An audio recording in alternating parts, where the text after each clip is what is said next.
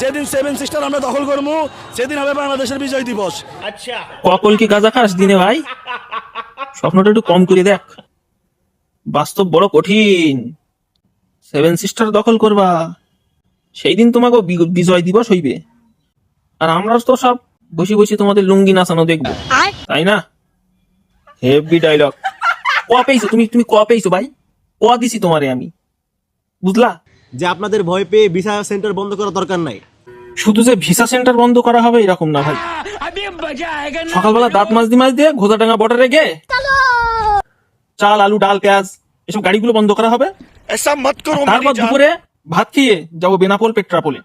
Life মে কুছ আচ্ছা গিয়ে ওইখানে বাংলাদেশিদের এই সাইটে আসার জন্য যে প্রস্তুতি পত্র চলে সেইগুলো বন্ধ করা হবে। ভয়ের কি আছে? চিকিৎসার জন্য আমরা তো যাই না, তোকে চিকিৎসা লাগে।